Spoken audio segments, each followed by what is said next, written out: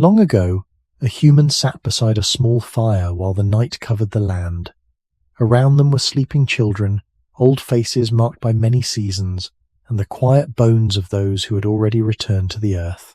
They knew hunger, they knew cold, they knew danger, but slowly another feeling may have appeared, softer and harder to name. Why does a child open its eyes into this world? Why does an elder close theirs and not return? Why do the stars remain above, while each life passes so quickly below them? Perhaps the first wonder about existence did not begin as an answer. Perhaps it began as a silence. When did humans first begin to ask why they were here? Before the question of existence could become a thought, there was first the plain work of being alive. A small human group moved through an old landscape, following water, animal tracks, ripening plants, and the slow changes of the seasons. Their days were not empty, and they were not simple in the way people sometimes imagine. They had to remember where certain roots grew, where stones could be shaped into useful edges, where animals crossed open ground, and where shelter could be found when the wind turned cold. A child learned by watching hands. An elder carried memories of places the young had never seen. A hunter noticed a broken twig, a clouded sky, the smell of rain, the silence of birds. Life asked many questions before the mind ever had time to ask the deepest one. Where is food? Where is water? Is this place safe? Who is missing? Who needs help? In that older world, survival itself was a form of attention. It trained the eyes to notice, the ears to listen, and the memory to hold what mattered. If humans first began to wonder why they existed, it could not have happened apart from this daily pressure. It had to grow inside it, quietly, as one more kind of awareness among many others. The human mind did not wake into meaning all at once. It woke into hunger, cold, closeness, fear, warmth, pain, and care. It woke into the body first. It knew the ache of walking, the relief of fire, the weight of carrying a child, the comfort of familiar voices in the dark. These were not small things. They were the first shape of the world. For early humans, existence was not an idea floating above life. It was felt in the hand that reached for food, in the skin that shivered at night, in the chest that tightened when danger came near. The question, why are we here, may have been far beyond words, but the ground beneath that question was already being made. A creature that remembers yesterday, fears tomorrow, recognizes its own people, and grieves absence is already living near the edge of wonder. Archaeology cannot tell us the first evening when a human being paused and felt that life itself was strange. There is no fossil of a question. There is no stone tool that says exactly what its maker believed. But we can speak carefully about the conditions that made such wondering possible. Early humans had social bonds. They cared for children for many years. They depended on shared knowledge. They noticed patterns in animals, weather, fire, plants, and death. They did not merely react to the world moment by moment. They carried the world inside memory. And memory changes survival. It allows a person to feel that life has a before and an after. It lets one face belong to yesterday, one path belong to childhood, one voice belong to someone who is no longer nearby. In that way, the question of existence may have begun not as spoken philosophy, but as a pressure inside ordinary life. A person could look at a sleeping child and know that the child had not always been there. A person could look at an old face and sense that strength changes with time. A person could return to the same river after many seasons and feel that the river remained while people came and went. These quiet contrasts mattered. They did not yet give an answer. They may not even have formed a clear question, but they made the human mind capable of feeling that life was more than a chain of needs. It had distance. It had memory. It had loss. It had return. So, in the first part of this journey, we should not imagine ancient humans suddenly sitting apart from nature, inventing a grand explanation for themselves. It is more truthful, and perhaps more moving, to imagine the question beginning slowly inside the life they already knew. Before they wondered why they existed, They had to notice that they existed at all, as bodies among other bodies, as members of a group, as children who grew, as elders who faded, as living beings surrounded by a world that kept moving. The first step toward the deepest question may have been nothing more dramatic than this: a human min, a life before the question was not a life without thought. It was filled with decisions, memories, and meanings that were practical before they were spiritual. An early human did not need a word for existence in order to feel the difference between safety and danger, belonging and isolation, warmth and cold. The mind worked close to the ground. It followed the movement of animals through grass. It remembered which berries could be eaten and which should be avoided. It watched the hands of older people shaping stone, scraping hides, carrying embers, or sharing food. Every act had a reason tied to survival, but survival itself was never only one person's task. A human child could not live alone. A wounded adult could not always keep moving without help.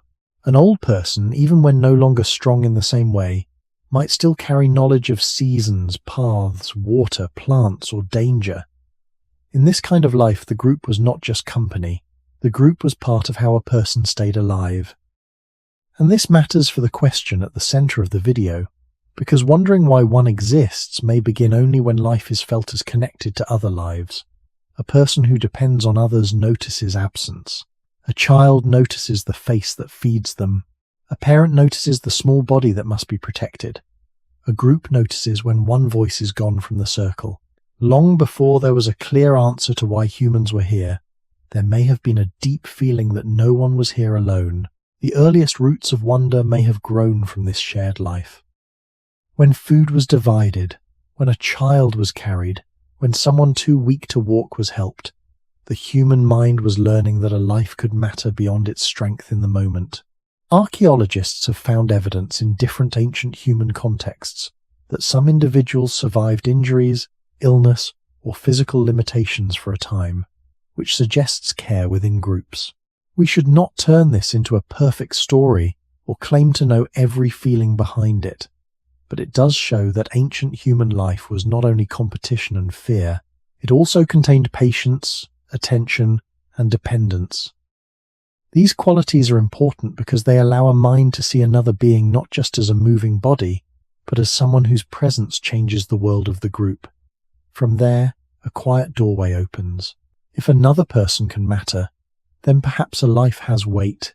If a child's crying can move adults to action, if an elder's memory can guide younger feet, if a dead companion leaves a silence that the living can feel, then human existence is already being treated as something more than breathing.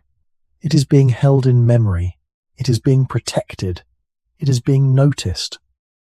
This does not mean early humans sat down and asked, in modern words, what is the purpose of life? That would be too simple, and probably not honest. The first form of the question may have been wordless.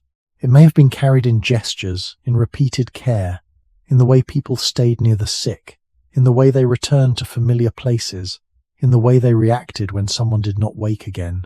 A mind shaped by group life begins to understand time through other people. The child who was once helpless becomes a walker.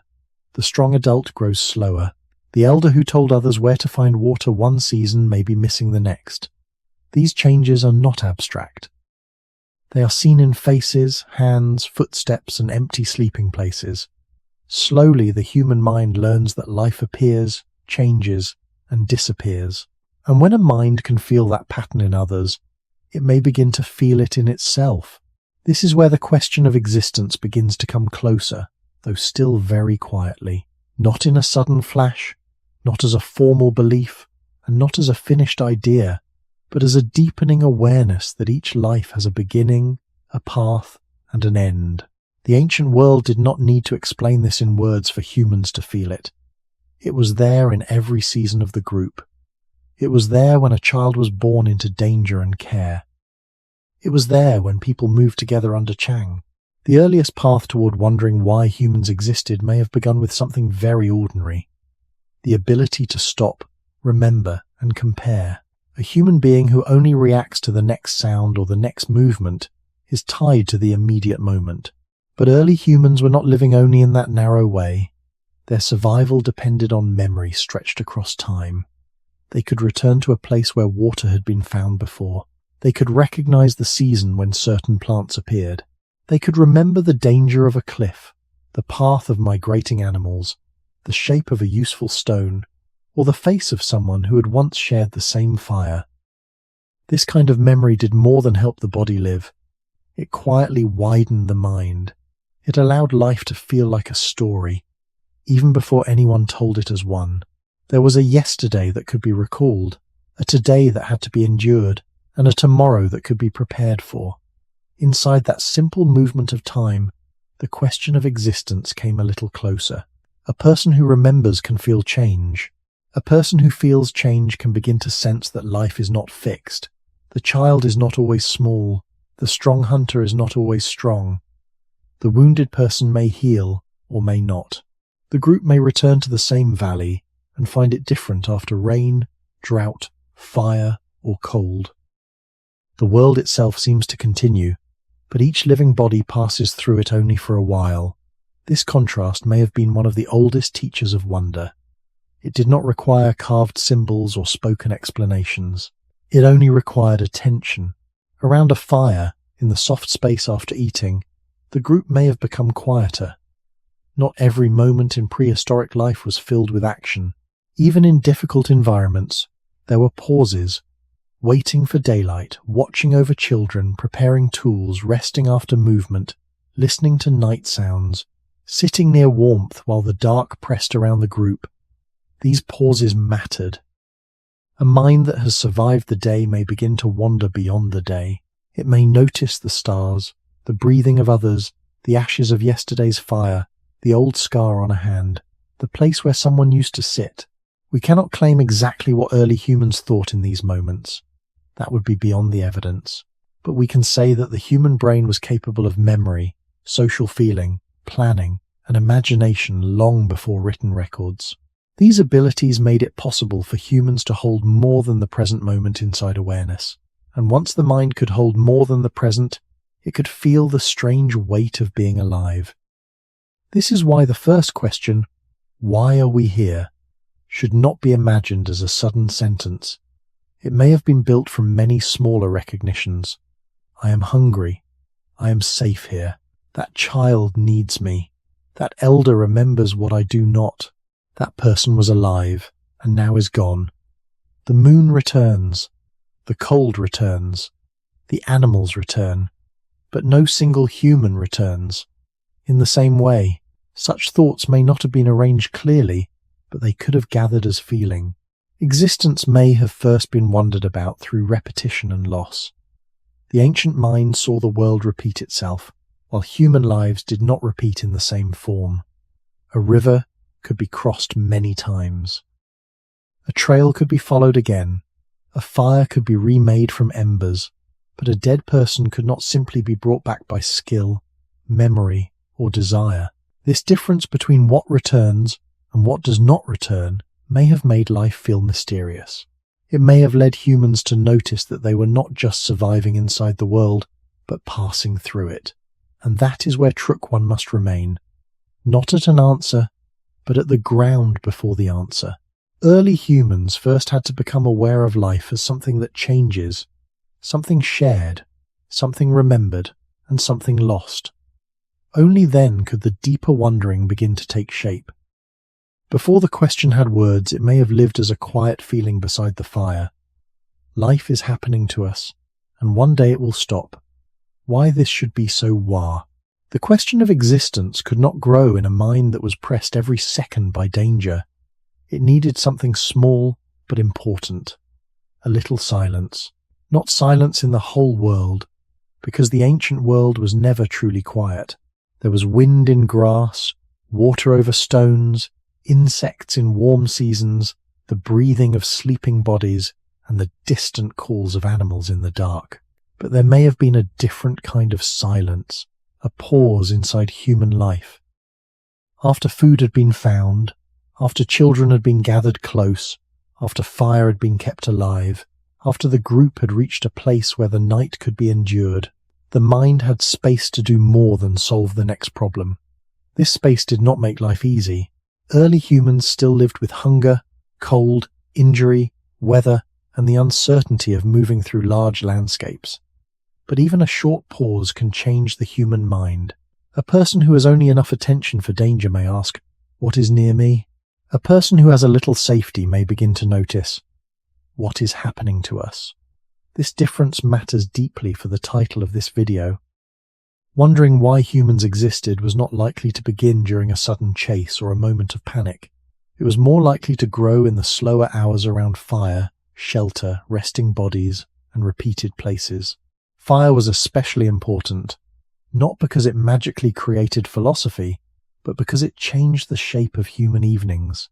Controlled fire is known from very ancient periods, though archaeologists still debate the timing and frequency of its early use in different regions.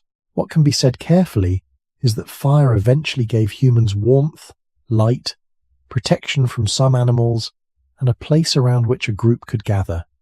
It softened the edge of night. It allowed people to remain awake together after darkness had covered the land. In that circle of light, the world became smaller for a while. Faces could be seen, hands could work, food could be shared, children could lie near adults. Older people could sit close to warmth. The fire did not remove danger, but it made a small boundary between the group and the dark. Inside that boundary, attention could loosen. The mind could move from hunger to memory, from fear to listening, from movement to stillness. A human looking into fire may not have been asking a clear question about existence, but the conditions for such questions were slowly being gathered. When the body is warm, when the group is near, when the night is held back just enough, the mind can begin to notice patterns that are not urgent. It can watch sparks rise and vanish. It can hear an elder repeat a memory from another season. It can see a child asleep and remember when that child was smaller. It can look beyond the firelight and feel the large darkness around the small circle of human life. This is not a fantasy claim about exactly what one person thought. It is a careful way to understand how human awareness may have widened. Survival gave humans attention. Shared fire and resting time may have given that attention a place to settle. And when attention settles, it begins to connect things. The stars return above the camp. The river sounds the same as before. The scar on a hand remains from an old injury. The face beside the fire has changed with age. The group has moved, but memory has followed. In such moments, early humans may have begun to feel that life was not only a task to complete, it was something that unfolded through time. A day could be remembered, a season could be expected, a place could be recognized, a person could be missed. The first silence that mattered was not empty. It was full of small signs: ash, breath, warmth, old tools, sleeping children, tired adults, and the dark sky beyond them. In that silence, the mind did not need to reach an answer. It only needed to become spacious enough to feel the question approaching. Why do these lives gather here for a while, under the same sky, beside the same fire, and then slowly change? The answer was not yet formed, but the pause had begun. A little silence in ancient life did not mean that people had nothing to do. Often, the quietest moments were still full of work. Around a resting place, hands could continue moving even when feet had stopped. Someone might scrape an animal hide with a stone edge. Someone might shape a wooden point, sort plant fibers, break open bones for marrow, prepare food for a child, or keep embers alive under ash.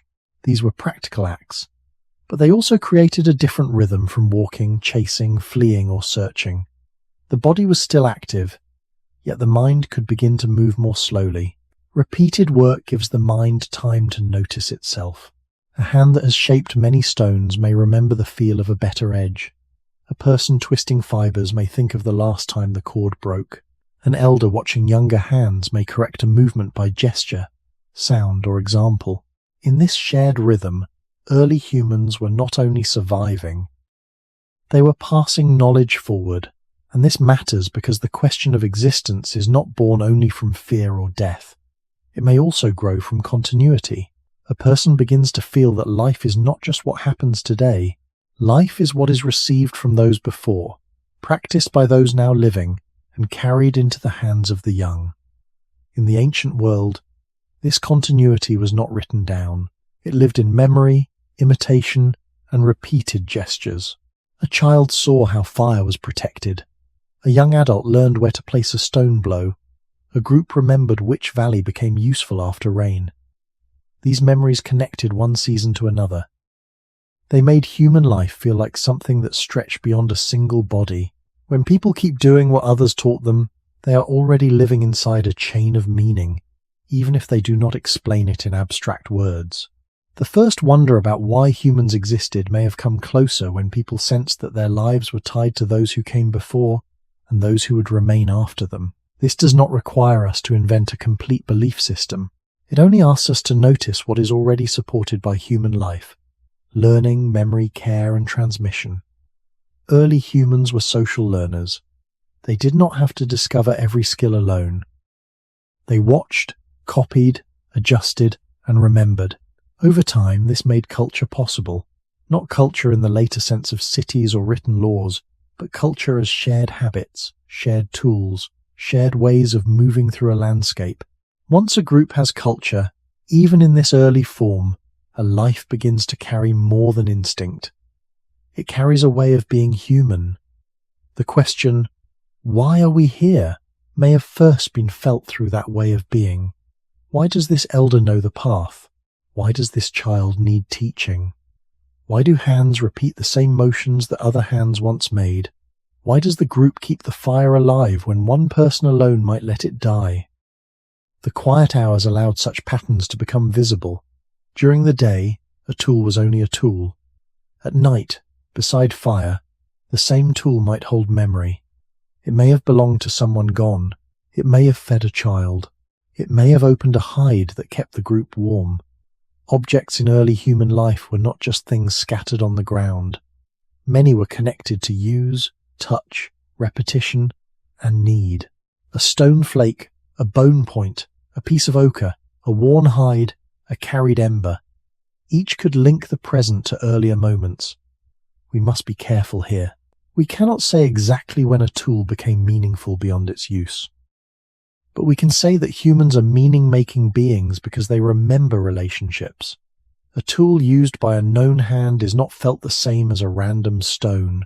A path walked with others is not felt the same as empty ground.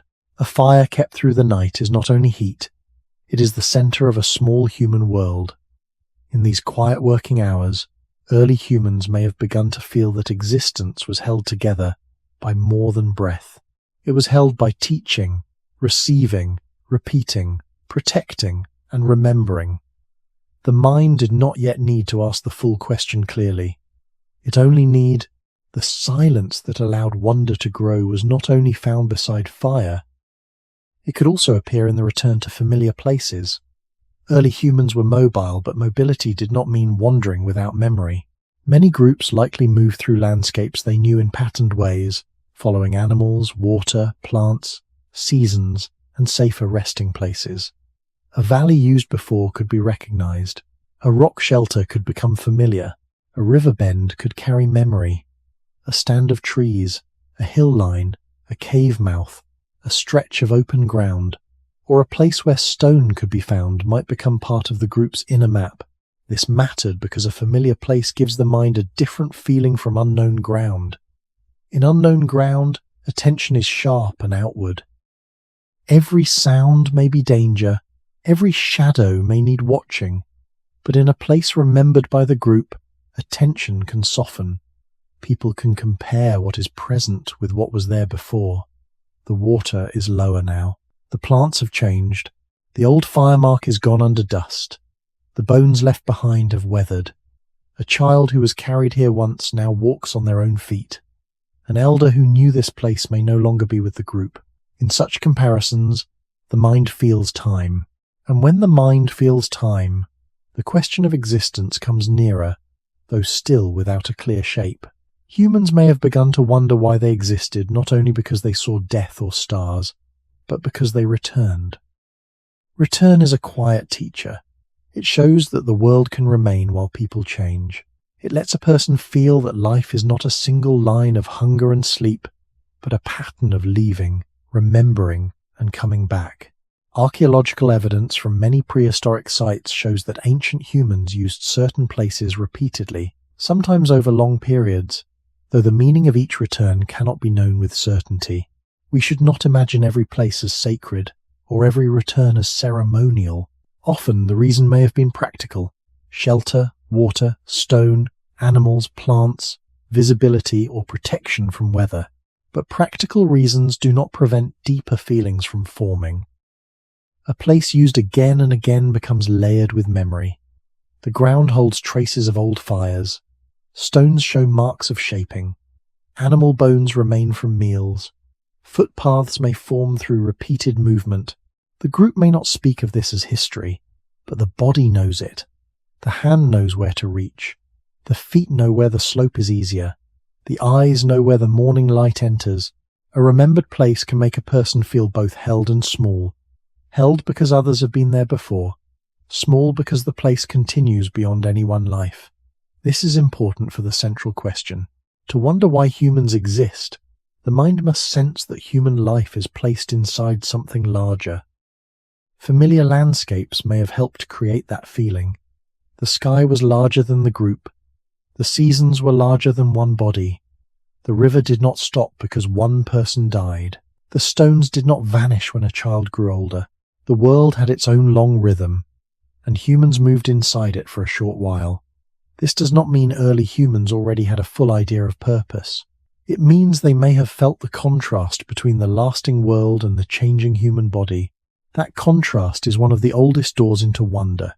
In a familiar resting place, after the urgent tasks were done, someone might sit near the edge of firelight and look at the same stones seen in an earlier season. The place would be the same, yet not the same. The group would be the same, yet not the same. Some faces would be older, some children would be taller, someone remembered might be absent. The silence there would not be empty. It would contain return, loss, growth, and recognition. Truk 2 closes on this quiet idea. Humans may have first moved toward the question of existence when survival gave them brief spaces to notice time. Fire made night more bearable. Repeated work carried knowledge forward. Familiar places allowed memory to settle into the land. In Tendrov, death may have been the strongest silence ancient humans ever faced. Hunger could be answered with food, at least for a while. Cold could be answered with fire, hides, shelter, or closeness. Danger could sometimes be answered by watching, moving, hiding, or standing together. But death was different.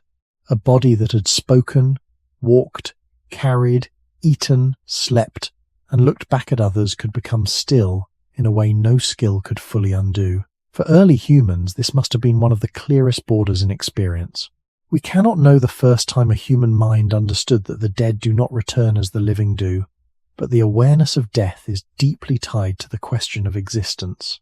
To ask why humans are here, even silently, the mind must first feel that being here is temporary. In the ancient world, death was not hidden far away. It could come through injury, infection, childbirth, hunger, cold, animal attack, accident, or age. It could happen to the strong and the weak, to children and elders, to those who knew the paths and those still learning them. This closeness did not make death meaningless. It may have made it more present. A group that depended on each member would notice when someone no longer rose in the morning. The absence was practical first. Hands were missing. Knowledge was missing. Warmth in the sleeping circle was missing. A voice that answered a child was missing. But the absence could also become emotional and mysterious. The body remained, yet the person as known by the group was no longer there. This difference between body and presence may have been one of the earliest sources of existential wonder. A living person is not only flesh moving through space. A living person is response, memory, habit, gaze, sound, and relation. When death removes those things while leaving the body behind, it creates a question that survival alone cannot answer. Where did the living part go? Why did it stop? Why does one body rise and another remain still? We must speak carefully, because archaeology can show us bones, burials, objects, marks, and places, but it cannot give us the exact inner thoughts of the people who lived then. Still, some ancient evidence suggests that humans, and some close human relatives, did not always treat the dead as ordinary refuse. There are debated and varied examples of bodies placed in particular ways, sometimes in pits or protected spaces, and later in prehistory, there is clearer evidence of burial practices and objects placed with the dead. These findings do not prove a single belief about an afterlife. They do not allow us to say exactly when humans first asked why they existed. But they do show that death could become something attended to, and attention is important. When a group pauses around the dead, even for practical reasons at first, the dead become part of memory. The body is no longer just a danger, an obstacle, or something to leave behind.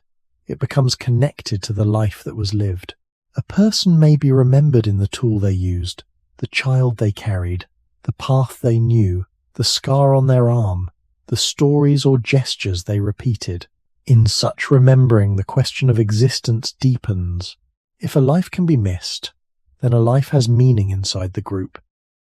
If a person can be gone and still remain in memory, then human existence is not limited to the body alone in a simple way. This does not mean early humans had a clear doctrine of spirit. It means they had the raw experience from which such ideas could slowly grow. Death showed them a strange separation. The body is here, but the person is not here as before. For a mind already shaped by memory, care, and return, this separation would not be easy to ignore. Around a still body, the world continued. Wind moved, fire burned, children breathed, animals called in the distance, the sun rose again. But one human life had stopped inside that continuing world. That contrast may have been one of the first cold truths behind the question, why are we here? Humans may have first begun to wonder why they existed, not when if death opened the first cold doorway into the question of existence. The way humans responded to the dead may have made that doorway wider. A body did not disappear the moment life ended. It remained among the living for a time, and the group had to decide what to do. This decision could be practical. A dead body could attract animals. It could become difficult to remain near. It could remind the group of danger, illness, or loss. Moving it, covering it, leaving it in a protected place, or placing it in the ground may have begun with simple needs. But in human life, practical action and meaning are often not completely separate. The same hands that moved a body for safety may also have touched it with memory. The same people who covered the dead may also have remembered the living person who had once breathed, spoken, carried food, warmed a child, or walked beside them. This is why burial evidence is so important, but also why it must be treated carefully. Archaeologists can find bones placed in certain positions, marks in the ground, traces of red ochre, or objects near human remains. These signs can suggest that some ancient people paid attention to the dead in special ways, but they do not allow us to read a full thought from the past. A stone beside a body does not automatically tell us the meaning behind it. A careful placement does not prove one exact belief. The honest path is to say this: over time, many human groups came to treat death as more than an ordinary event, and that treatment shows a mind capable of memory, care, and symbolic attention. This matters because wondering why humans existed may have grown from the painful difference between a person's body and a person's place in the group. When someone died, their body could be seen, but their usual presence was gone. They no longer answered. They no longer reached for food. They no longer looked toward familiar voices, yet the living still remembered them. The mind could hold the absent person inside itself. A child might look for someone who would not return. An adult might reach for knowledge that had died with an elder. A group might pass a place where a person had once sat and feel the shape of absence there. These moments were not philosophy in the later sense. They were older, simpler, and perhaps more powerful. They taught the mind that a human life could remain important after breath had ended. From there, the question of existence could deepen without being spoken clearly. If a person can be gone and still felt, What is a person? If the body stays but the response disappears, what exactly was alive? If memory keeps someone near, where does the lost life live now? Early humans did not need finished answers to feel the force of these questions. The questions could live as unease, grief, silence, caution, or repeated action. Perhaps a body was placed away from scavengers. Perhaps stones were laid over it. Perhaps a group left quickly because danger remained. Perhaps they returned later and remembered. We should not imagine one behavior for all ancient humans, because prehistoric life was spread across vast lands, long periods, and many human groups. Some may have treated the dead with attention. Some may have had no chance to do so. Some deaths may have happened far from the group, leaving no remains to care for. But wherever humans remembered the dead, the mind was doing something larger than surviving the next hour. It was holding a life in time. Death also changed how the living saw themselves. The still body was not only the end of another person, it was a mirror of possibility. An early human who saw death many times may have slowly understood that the same ending waited for every body. This understanding did not need to be expressed in exact words. It could be felt in fear, tenderness, caution, or quietness. A living person could look at the dead and sense, dimly, that life is something given for a while, then taken away. That awareness is close to the root of the title question. Humans may have begun to wonder why they existed because the awareness of death did not answer the question of existence, but it may have made the question impossible to avoid forever. In the ancient world, death was not an idea placed far away from daily life. It stood close to the fire, close to the sleeping place, close to the path where someone had fallen, close to the old body that no longer rose with the others. For early humans, the dead were not strangers in a distant story. They were people whose faces had been known, whose hands had worked, whose voices or gestures had belonged to the rhythm of the group. This made death different from the breaking of a branch or the fading of a footprint. A person had been part of the living circle, and then that same person became still. The group could keep moving, but memory did not move away so easily. It stayed behind and followed at the same time. A remembered person could remain inside the mind, even after the body was no longer living among them. This may have been one of the earliest ways humans began to feel that existence had depth. A life was not only the body breathing in one moment, it was also the place that life held in others.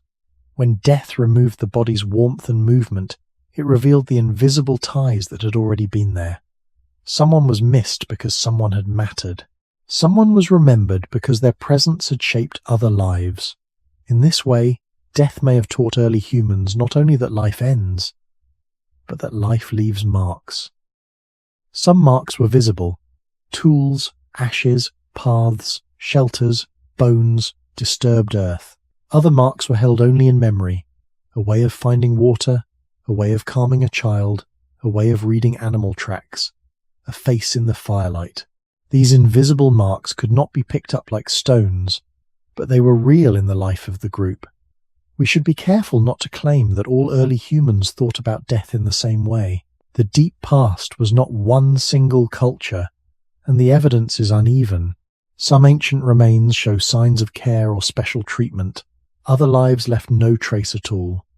Many deaths must have disappeared into weather, animals, soil, and time. But even with this uncertainty, the relationship between death and wonder remains strong. A mind that can remember the dead can feel the difference between what is present and what is absent. A mind that can feel absence can begin to ask, even without words, why presence exists at all. Why does a child arrive into the group? Why does strength grow and then fade? Why does one person wake while another does not? Why does the world continue when a human life stops? These questions may have been too large for early language, or perhaps they were spoken in simple sounds and gestures now lost forever. What matters is that death created a space where survival was not enough. Food could feed the living, but it could not bring back the dead. Fire could warm the group, but it could not return a missing voice. Skill could shape stone, but it could not stop every ending. At this border, human intelligence met something it could not simply solve. That meeting may have deepened the earlier sense of mystery. The question, why do humans exist? X may have begun near this border, because death made existence visible by taking it away. A life that continues every day can seem ordinary, but when it stops, the living may suddenly feel how strange it was that the person had ever been there at all. This is the quiet truth at the end of Truk 3. Early humans may not have begun with belief, doctrine, or clear explanation. They may have begun with grief, memory, and the stillness of a body that no longer answered. Death showed them that each life was temporary, but memory showed them that each life could still matter after it was gone. Between those two feelings, temporary and meaningful, the question of existence grew deeper. Humans did not yet know why they were here. They may only have begun to feel that being here was fragile, shared, and not easily explained. Above the ancient human world, the sky returned with a patience no human life could match. Each day, light rose again. Each evening, darkness spread over the land. The moon changed shape and came back. Certain stars appeared in familiar parts of the night. Seasons shifted slowly, then returned in patterns that could be felt in cold, rain, animal movement, plant growth, and the length of daylight. For early humans, the sky was not a distant decoration. It was part of survival. It helped shape movement, rest, weather awareness, and seasonal expectation. The coming of cold could mean different food, different dangers, and different places to sleep. The return of warmth could open plants, water routes, and animal paths. The sky told time before time had numbers. And because of that, it may have become one of the oldest teachers of wonder. The question, why do humans exist, may not have begun by looking inward only. It may also have begun by looking upward, outward, and around. A human group could see that the world had rhythms larger than the group itself. People were born, grew, weakened, and died. But the sun rose again over the same hills. A child might become an adult, an elder might disappear from the circle, yet the moon still returned after darkness. This contrast between the repeating sky and the temporary body could have pressed gently on the mind. It did not need to become a formal belief at once. It may have been only a feeling. The world is ordered in some way, and human life moves inside that order for a short time. This feeling matters because it brings the central question closer. To wonder why humans are here, the mind first has to sense that here is not random emptiness. It is a place with patterns. Fire burns and fades. Rain comes and stops. Animals leave and return. Stars disappear with daylight and return with night. Early humans were skilled observers because survival required it. They watched tracks, winds, water, animal behavior, clouds, and seasonal changes. Their attention to the sky was likely practical before it was symbolic. But practical observation can become deeper when patterns repeat beyond immediate control. A person can use the return of a season to find food, but still feel that the return itself is strange. A group can follow animal migrations and still notice that the world seems to move by rhythms no one invented. Archaeology cannot tell us the first time a human looked at the night sky and felt a question about life. There is no preserved thought in the stars. But we do know that human beings eventually developed symbolic behavior, seasonal awareness, and in later periods, carefully marked relationships between sky, time, and ritual. The roots of that long development may lie in much older habits of watching. Watching is not passive. It trains the mind to connect one event to another. It teaches expectation. It makes tomorrow imaginable. A clear dawn after a cold night, a moon seen again after disappearance, a familiar star pattern returning after seasons away.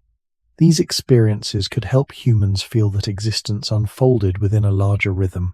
In Truk 3, death showed the fragility of human life. Here in Truk 4, the sky shows the opposite.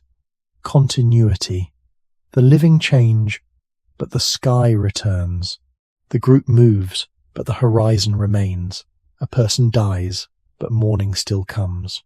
This could be comforting, but also unsettling. If the world continues so steadily without any one person, then what is a human life within it? If the sky keeps its rhythm while people vanish, are humans small, or are they part of something larger?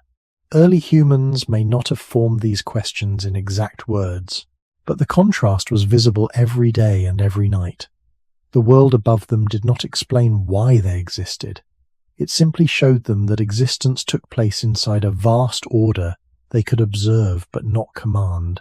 And in that quiet recognition, the mind could move one step further from mere survival toward wonder. The night sky may have been one of the first great patterns humans could not touch.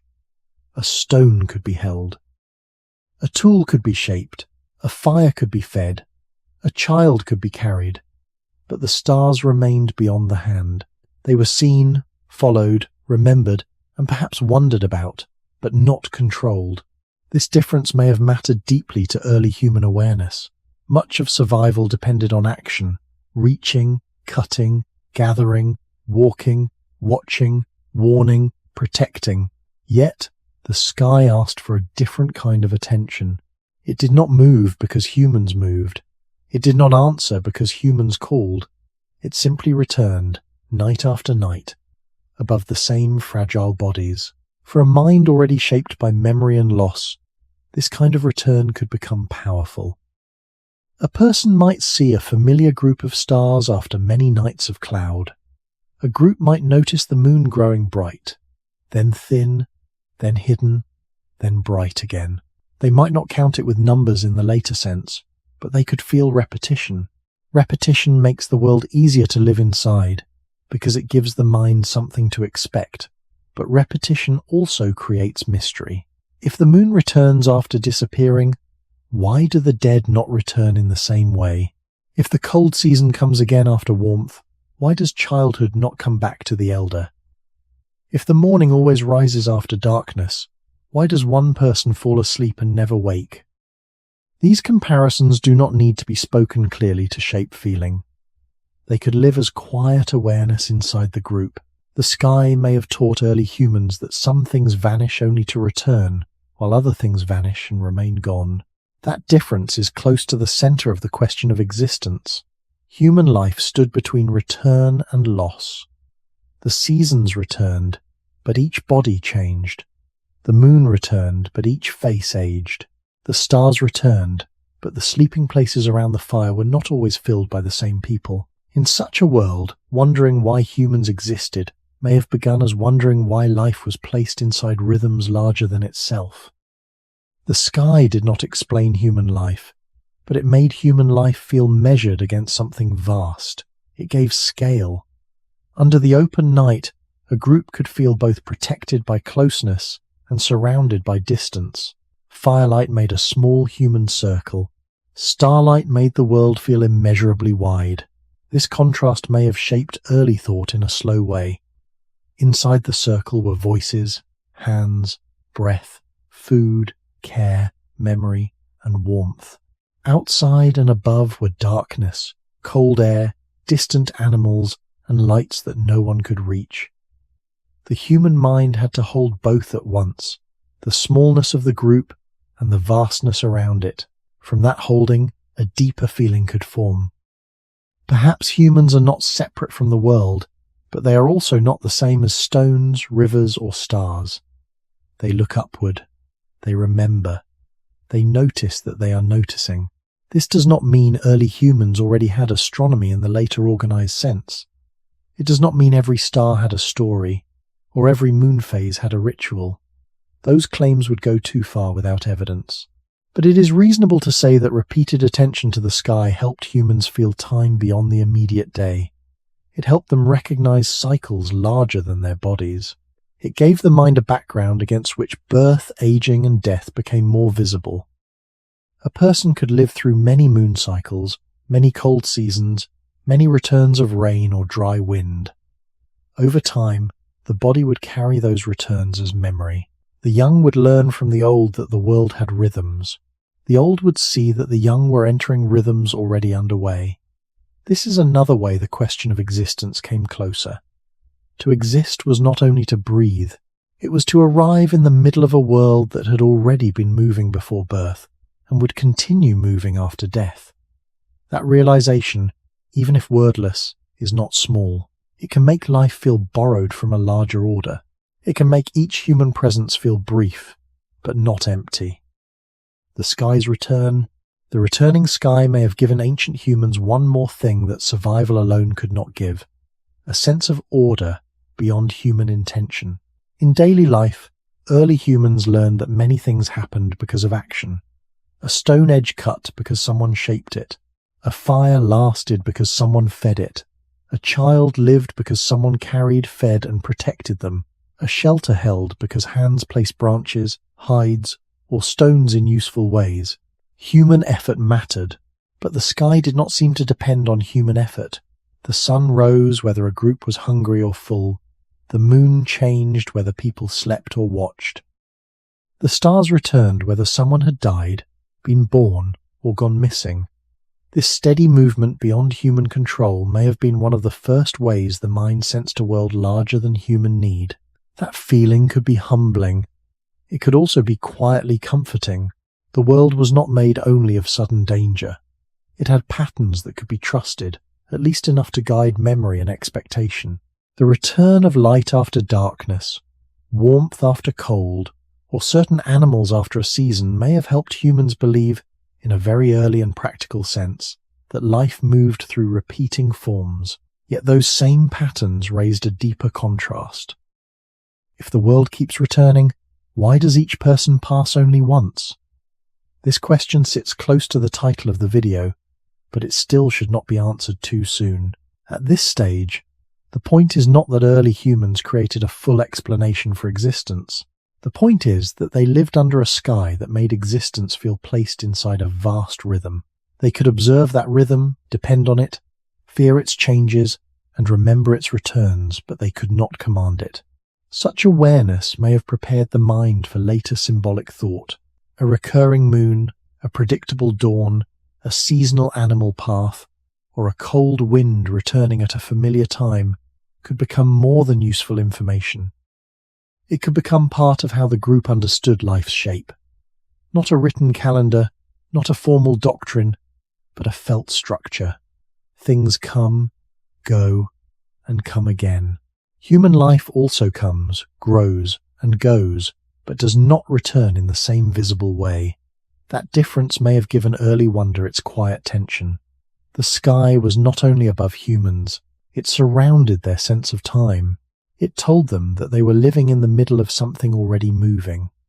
A child was born under a sky the elders had watched before.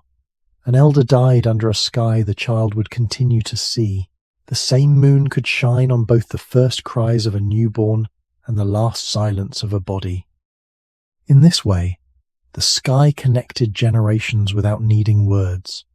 It gave continuity to people who themselves were temporary. It made the human group feel small, but also held within a larger pattern. This is why Truck 4 does not move into belief too quickly. The honest path is slower. Before humans could imagine spirits, origins, or purposes, they may first have felt repetition. They may have watched the world return and learned that life is measured by cycles. Days, nights, seasons, migrations, hunger, birth, aging, death, return. These were not separate ideas. They were the texture of ancient experience. From them, a human mind could begin to sense that existence was not only personal, it was also cosmic in the simplest sense. Life happened beneath the sky, within rhythms no person made.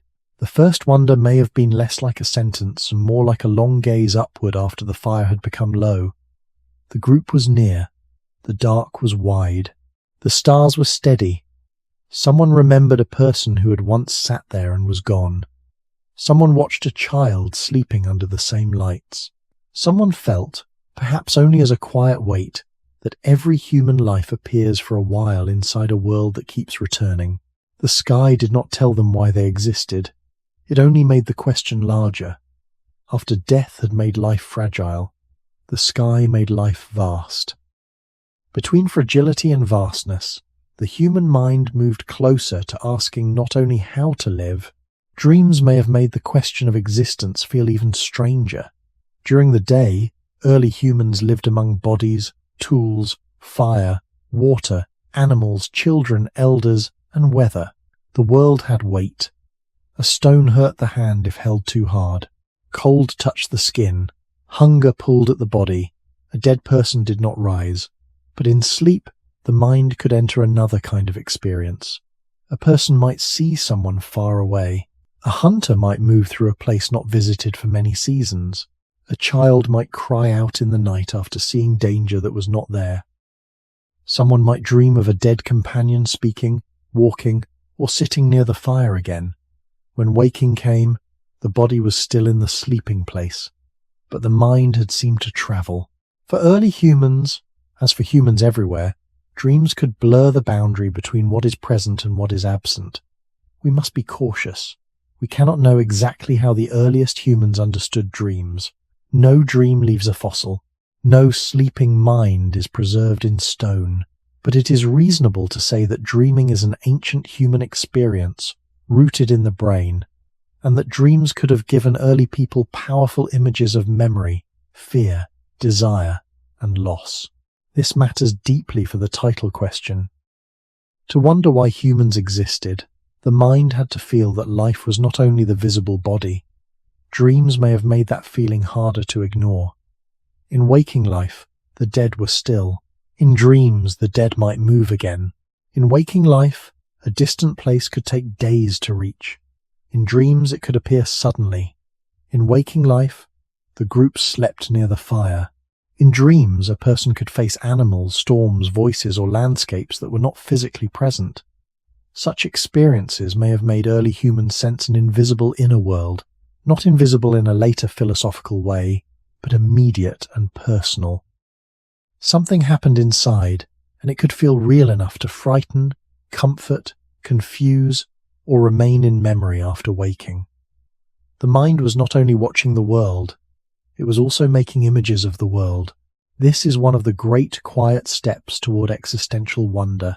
If a person can see without the eyes being open, meet someone who is gone, or fear a danger that leaves no track in the morning, then what is a human being? Is a person only the body lying near the fire, or also the images, memories, and feelings moving inside? Early humans did not need exact words for the mind in order to experience this difference. They only needed to wake from a dream with a racing heart, a wet face, a remembered voice, or a strange feeling that something had happened, even though the body had not left the ground. Dreams could also connect with memory. A person who dreamed of a dead elder might wake feeling the elder's absence even more sharply. A person who dreamed of a child in danger might hold that child closer. A person who dreamed of a familiar valley might remember a path the group had not taken for many seasons. Whether dreams were treated as messages, memories, fears, or something else would have varied across groups and times. We should not impose one explanation on all ancient people. But we can see how dreams could widen the sense of human life. They showed that experience does not end at what the hand can touch. The visible world was not the only world a person could feel. In Truk 3, death separated body from presence. In Truk 4, the sky placed life under vast returning patterns. Now, dreams brought the mystery inward. The strange thing was not only above humans or at the edge of death, it was inside the sleeping mind. A human could lie still and yet live through another scene. A human could wake and carry that scene into the day. This may have made existence feel more layered. To be human was to move through the outer world, but also to carry an inner world that could appear in darkness, memory, and sleep. The question, "Why are we here?" could now become more intimate. It was not only about the body in the landscape, it was also about the unseen life within the body, the place where fear, memory may have been just as mysterious as dreams, though quieter. A dream came at night and could feel sudden, strange, or powerful. Memory lived through the day, hidden inside ordinary movement. An early human could look at a stone and remember where a sharper one had been found. They could smell smoke and remember another fire. They could hear a certain call in the distance and recall danger from a past season. They could see a face and remember childhood, injury, hunger, care, or loss. Memory allowed the world to remain inside the mind after the moment had passed. This may sound simple, but for the question of existence it is very important. A creature that remembers is never living only in the present. It carries invisible time within itself. The body stands in one place, but the mind can return to places already left behind. The eyes see the present fire, but the mind can see another fire from long ago. The ears hear living voices, but the mind can hold the sound of someone who is gone. In this way, memory made human life deeper than the surface of the day. Early humans did not need a word like mind to experience this. They only needed to feel that something remained inside after the world had changed outside. A place could be empty, yet still full in memory. A person could be dead, yet still appear in thought. A path could be far away, yet still guide the group because someone remembered it. This invisible holding of the past may have helped humans move closer to wondering why they existed. If life were only a chain of physical needs, then each moment would vanish as soon as it ended. But memory prevented that. It kept moments alive in another form. A child's first steps could be remembered. An elder's warning could remain useful after the elder was gone. A painful mistake could shape future caution. A successful hunt, a dangerous river crossing, a night of deep cold, a birth, a death, a return to a familiar place. All of these could live on inside the group through memory. This made human existence feel stretched across time. A person was not only what they were doing now, they were also what they had lived through, what they had learned, what others remembered about them, and what they could pass forward. That is a quiet but powerful change. It means that a human life could become a kind of inner landscape. Some parts were clear, some faded, some returned unexpectedly in dreams, some were carried in gestures rather than words. We must be careful not to imagine early humans thinking exactly as later philosophers did. But we can say that memory, learning, and social life gave them the ability to connect past and present. Once those connections existed, the question of existence could begin to form in a more personal way. Why do I remember? Why does a lost person still feel near? Why does an old fear return when the danger is gone? Why does a place from childhood remain inside me even when my feet stand somewhere else? These may not have been spoken as full questions, but the experiences behind them were real. Memory also made identity possible in a simple human sense. The same person who suffered cold last season could prepare better this season. The same child who was protected could later protect another child. The same group that lost someone could remember them when making decisions. Through memory, life became continuous. It was no longer only breath after breath. It became a thread from before to now. And if a life has a thread, then it can be felt as a life, not just a body. This is where the invisible mind becomes important. Early humans lived in a visible world of stone, fire, water, skin, bone, trees, animals, and sky. But inside that visible world, they carried invisible things. Memory, grief, expectation, fear, affection, and recognition. None of these could be held in the hand like a tool, yet they changed behavior. They made someone pause before a dangerous place. They made someone keep an elder's knowledge alive. They made someone feel the absence of the dead. They made someone look at. The invisible mind may have been one of the quietest discoveries humans ever made, because no one could point to it directly. A hand could point to fire, water, stone, bone, cloud, animal, child, elder, or star. But it could not point to memory itself. It could not point to the feeling of fear after danger had passed, or the warmth that remained when someone remembered a kind act, or the ache that returned when a dead person appeared in a dream. These things had no clear shape, yet they were part of life. Early humans lived with them every day. A person could be sitting still beside the fire, while feeling a place far away inside the mind. Someone could hear a sound in the dark and suddenly remember an old attack, even before the eyes found anything moving.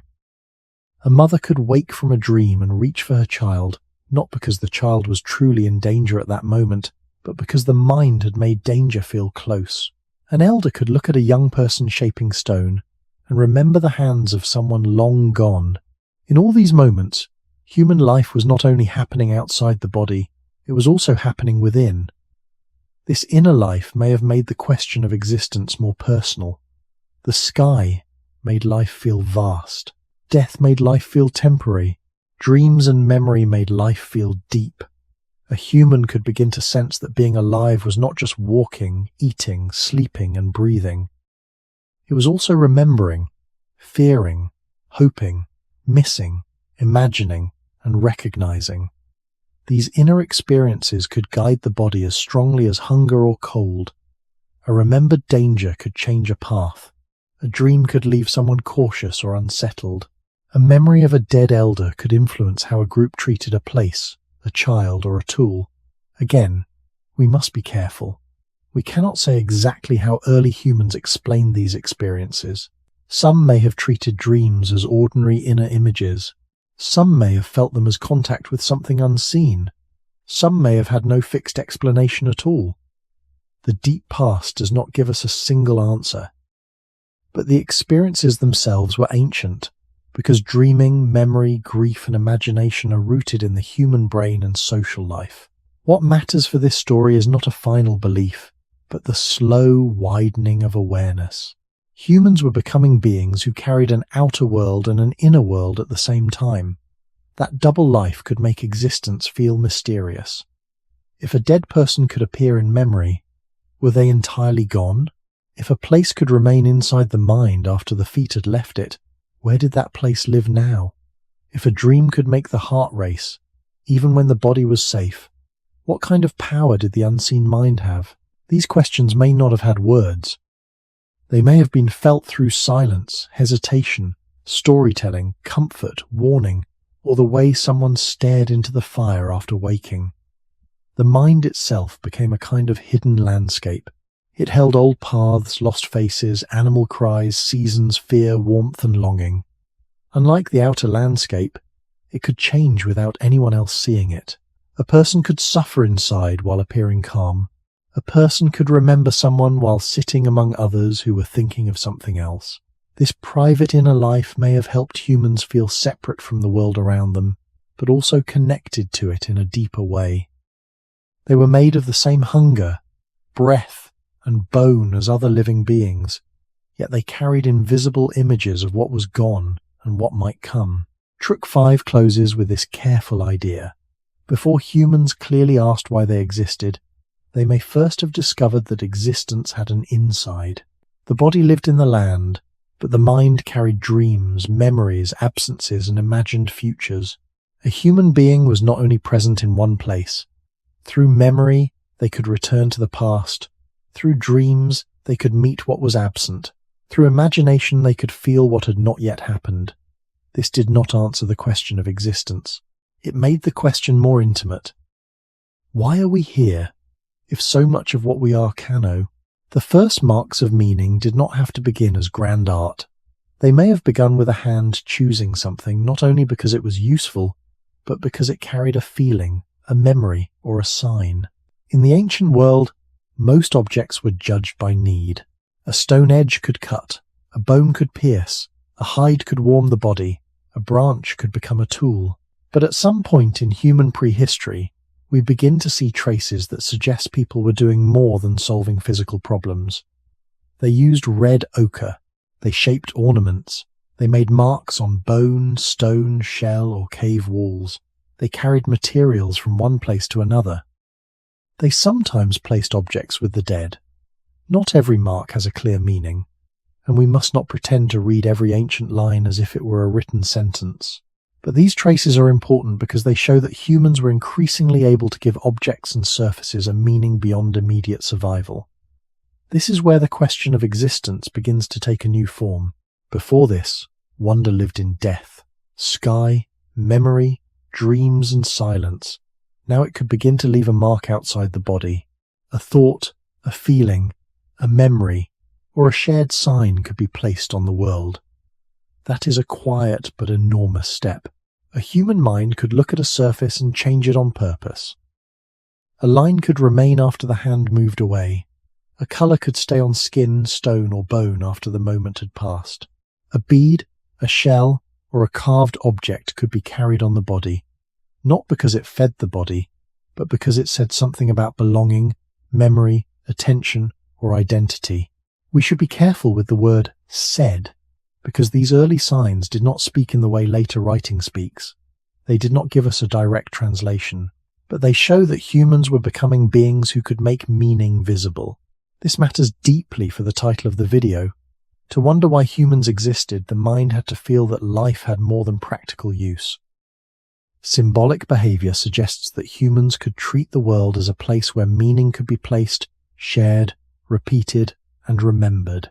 A red mark might connect to blood, earth, life, death, body, or simply colour and recognition. A shell ornament might show group identity, beauty, exchange, or memory. A carved pattern might record attention, rhythm, skill, or something we cannot recover. The honest truth is that many meanings are lost, but the act itself remains powerful. Someone made a mark that did not disappear immediately. Someone shaped an object beyond bare necessity. Someone treated a colour, a line, or a form as worth keeping. In the long story of human wonder, this is not small. It means the inner world was beginning to touch the outer world in lasting ways. Dreams disappeared when morning came. Memories lived inside the mind. Grief could be felt but not held in the hand. A mark changed that. It allowed something unseen to become partly visible. It gave human experience a surface. Perhaps an early person marked a stone after watching animals move through a valley. Perhaps someone used ochre on the body during a gathering, a death, or a moment of belonging. Perhaps a child saw an older hand make lines and learned that marks could carry attention across time. We cannot know the exact scene, and it would be dishonest to describe one as certain. But we can say that symbolic traces show a widening human capacity, the ability to connect object, memory, group, and feeling. This is close to the roots of asking why one exists. A being that makes signs is not only living in the world, it is reflecting the world back to itself.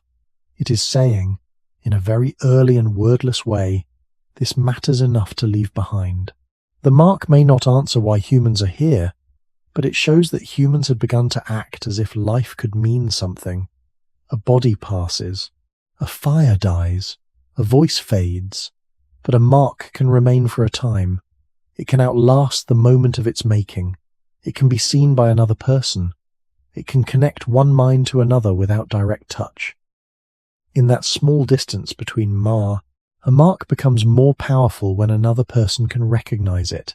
One human hand can draw a line, shape a bead, rub colour onto skin, or scratch a pattern into bone, but meaning grows when the sign is not held by one mind alone. It becomes shared. In the ancient world, this sharing did not need writing, numbers, or formal teaching. It could happen through watching, repeating, touching, wearing, carrying, or returning to the same marked place. A child could see an adult use red ochre and learn that this colour belonged to something more than ordinary dirt. A young person could notice that certain shells, teeth, bones, or stones were worn on the body and understand that they were not only decoration, but signs of connection, memory, skill, or place.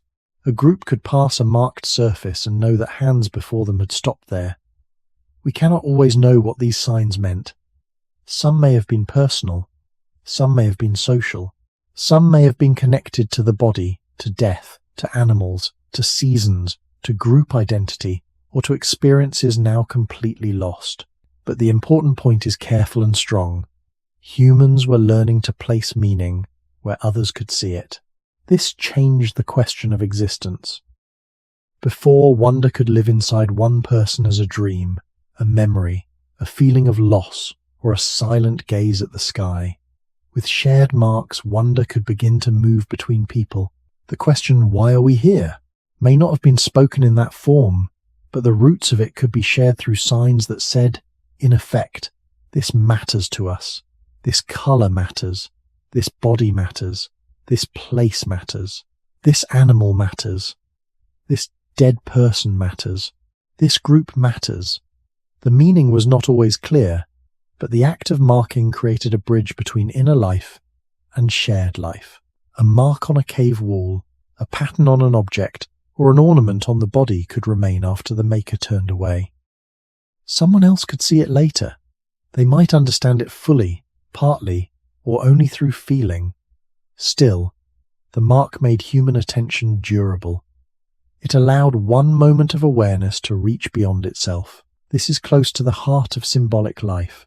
A symbol does not have to feed the body directly. It feeds memory, belonging, recognition, and continuity. For early humans, such things were not separate from survival. A group that shares signs may strengthen its bonds. A person who wears an ornament may show connection. A marked place may help memory gather around a landscape.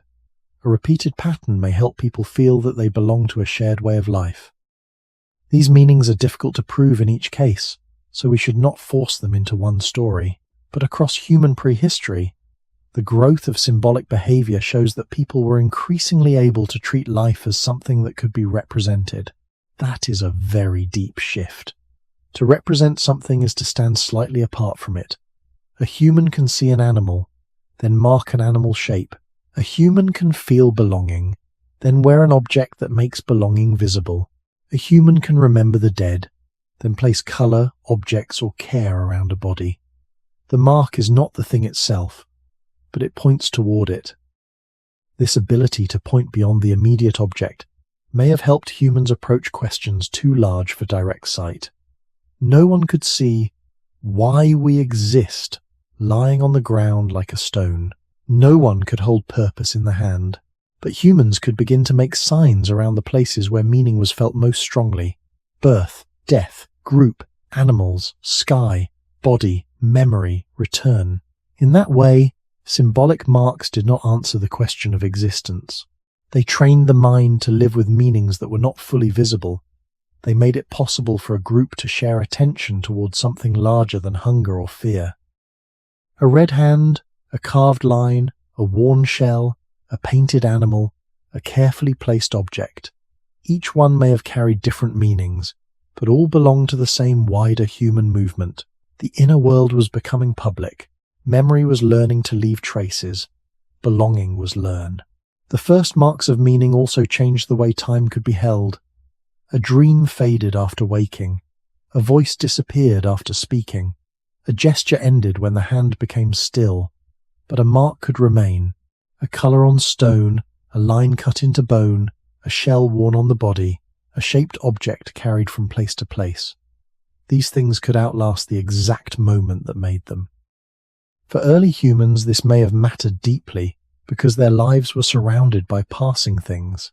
Fire needed feeding or it died. Footprints vanished under wind, rain, or new steps. Bodies aged. Children changed. The dead did not return as they had been, yet some traces could stay for a while. A mark allowed human attention to survive beyond the breath of the maker. It made a small piece of inner life visible in the outer world, and it gave that visibility a longer life than a spoken sound or a passing feeling. This is one reason symbolic behavior belongs so closely to the question of existence. To ask why humans exist is to feel that a life is not only happening, but also vanishing. Marks, ornaments, colors, and shaped forms may have been early ways of resisting that vanishing, not by defeating death, but by leaving signs that said something had mattered. We must not make the mistake of turning every ancient mark into a clear message. Many marks may have had practical, social, playful, decorative, or ritual meanings we can no longer recover. Some may have meant different things to different people. Some may have been made without the kind of solemn purpose that later viewers imagine. But even with this caution, the act remains important. A being that marks the world is aware, in some way, that moments can be held, repeated, or shown again. A mark can say, "This place was noticed. This surface was touched. This color was chosen. This pattern was worth making." That is already a different relationship with existence. The world is no longer only something humans move through. It becomes something they answer. A cave wall, a piece of bone, a body painted with ochre, a shell carried far from the sea, a simple ornament made from tooth or stone. Each suggests that humans were not only taking from the world, but also placing something back into it. They were creating traces of attention. In those traces, the invisible life of the mind found a kind of home. This may have helped early humans feel that their lives belonged to a larger story. Even before that story was told in full words, a marked place could gather memory. An ornament could carry identity across distance. A repeated design could connect one person to a group. A carefully treated object near the dead could hold the living close to the absent. Again, the exact meanings are uncertain, but the direction is clear enough. Human beings were beginning to live in a world of signs. And a world of signs is a world where existence can be questioned more deeply. If a mark stands for something beyond itself, then the mind has learned to reach beyond what is immediately present. If a color can carry feeling, if an object can carry belonging, if an image can hold attention after the animal has left or the person has died, then life has become layered. The visible points toward the invisible. The present points toward memory. The object points toward relationship. This is why Truck 6 closes before giving any final answer.